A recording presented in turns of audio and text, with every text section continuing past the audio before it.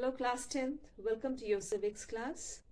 In the previous class, I told you about the Union Parliament, the meaning of the Parliament, and we did the study of comparative study between the Lok Sabha and the Rajya Sabha.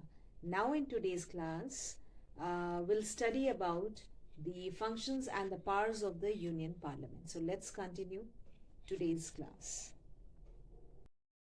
Okay, we know that Parliament is what? Parliament is a law-making body. But it's true that Parliament is not only a law-making body, but it's also a multitasking institution, right? Because it performs a lot of tasks. So we can say it's a multi-tasking body.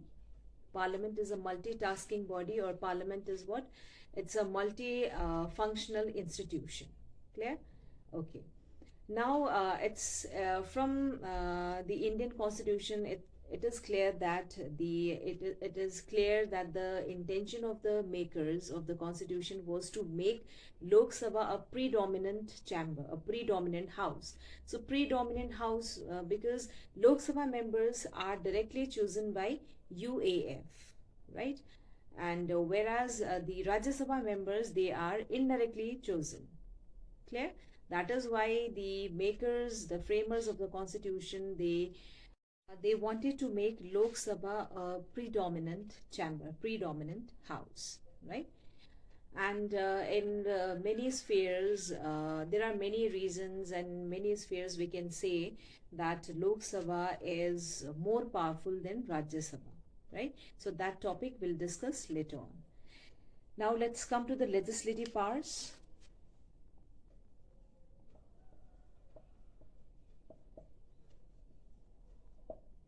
Legislative powers, that means lawmaking, lawmaking. Okay, now the Parliament has exclusive power, has given exclusive power to make laws in the matter which is mentioned in the concurrent list, state list, and your union list, right? And whereas in the matter of like the union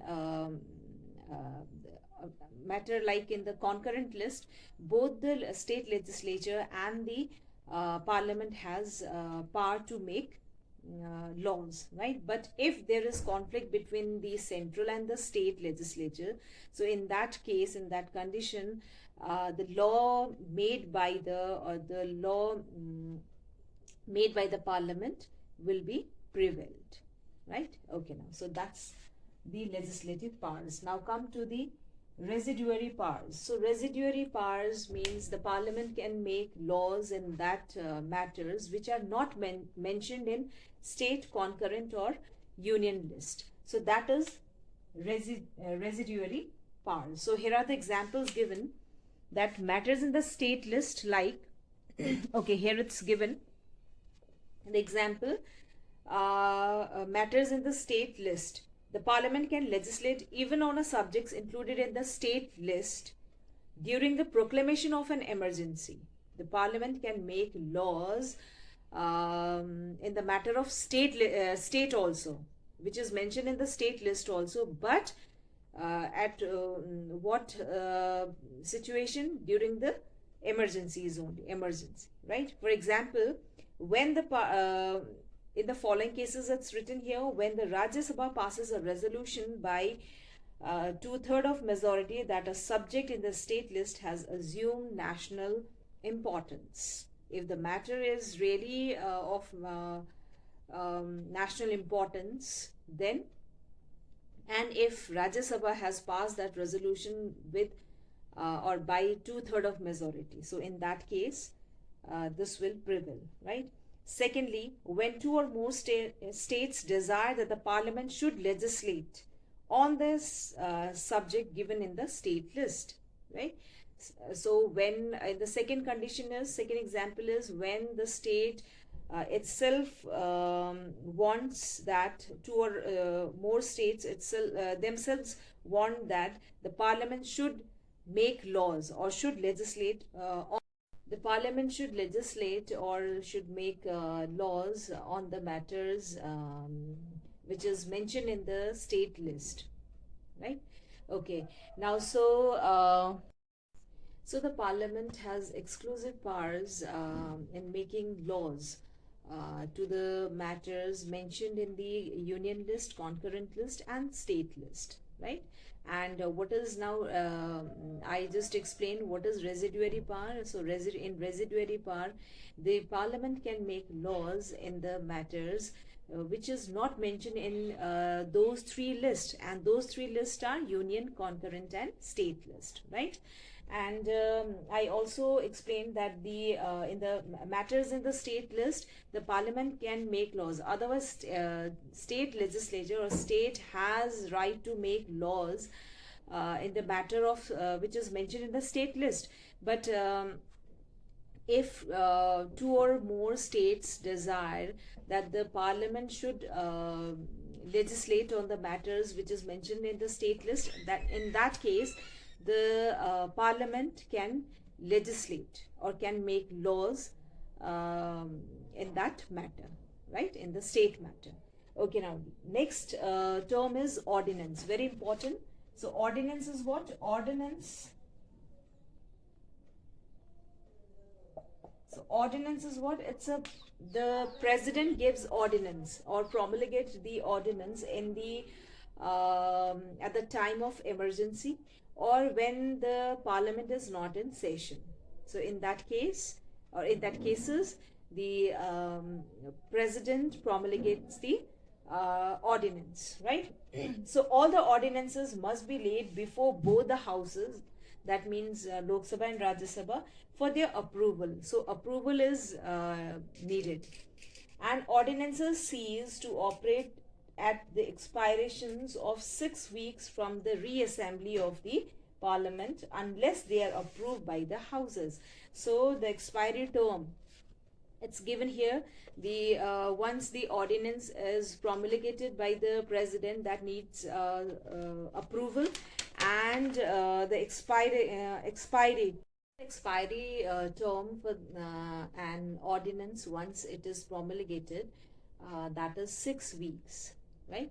So it needs approval. Otherwise, the ordinance will be the ordinance will be ceased to operate at the expiration of 6 weeks from the reassembly of parliament. Now, next is control over national finance. So it's written here, who holds the purse holds the power. So we know that the national purse or the finance is in the hand of Lok Sabha members, right? So in the matter of money bill, or we can say for passing money bill, Lok Sabha holds the hand first, or okay, as regards with the financial power, the Lok Sabha, in the Indian Parliament, Lok Sabha holds the purse. So I'll explain you through this flow chart here, like Lok Sabha. So money bill is or can originate only in Lok Sabha, So we are talking about money bill. So that money bill can originate in Lok Sabha only.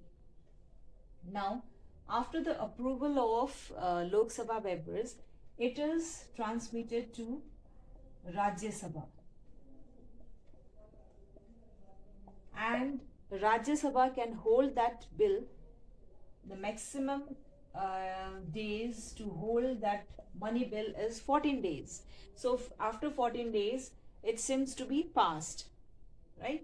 So after approval of that Rajya Sabha member, it is transmitted to the president. And after the president's assent, the bill becomes an act, right? So this is the procedure of passing money bill. So we can say in the matter of money bill or the national or a budget or national finance, that um, Lok Sabha holds the purse, right? So Lok Sabha can originate money bill, right? Only Lok Sabha can originate that money bill. Then it is passed to Rajya Sabha for the approval, and Rajya Sabha members cannot reject the bill, money bill, right? You cannot reject the money bill, and they need to approve that bill within 14 days. If they don't, or if they do approve, or if they don't approve that, if they don't give approval to that bill, that also seem to be passed. And after that, this bill is transmitted to the president, and after the president assent, the bill becomes an act. So through this we can say that Lok Sabha has the upper hand in the national finance, in the matter of finance. Okay, next we have budget. So the Union Parliament passes the budget, which contains both the receipts as well as the expenditure of the government of the financial year, right? So now basically this budget is presented in two parts, namely the railway budget, and the second one is the general budget. Now it's written here, estimates of the expenditure in the budget are shown in two ways, or two parts, that is expenditure charged on the consolidated fund of India, and second, the sum required to meet other expenditure of the government, right? So the expenditure charged on the consolidated fund of India, that includes the salaries and the allowances of the president, of the speaker, the deputy speaker, chairman, the deputy chairman, as well as the judges of the Supreme Court and High Courts, etc. Right? And it's also written that this expenditure does not require an annual vote of Parliament, but either house of the Parliament is at liberty to discuss the estimates. Right? Okay, now next is supplementary grants. So supplementary grants, it is the amount authorized for the current financial year is found, if it is found to be insufficient, if there is shortage, then the government may make a fresh demand, that is known as the supplementary grant. So in another word, we can say that it is an additional grant or additional money required to meet the expenditure of the government. Right? So that is known as the supplementary grant.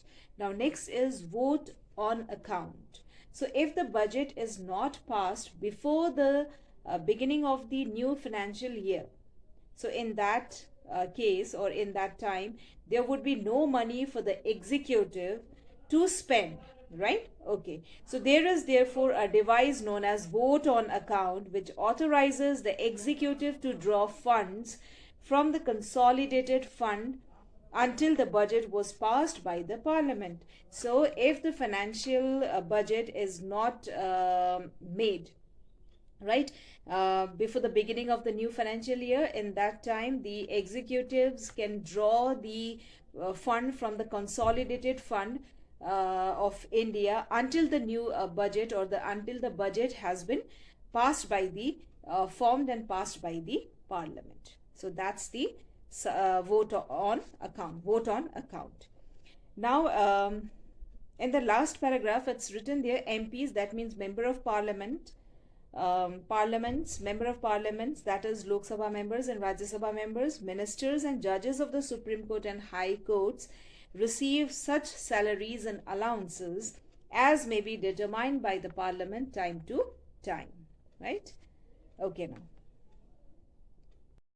Okay, children, I'll take your leave now. Whatever I taught you today, just revise it once again for better understand. And soon we'll meet in the next video. Till then, thank you.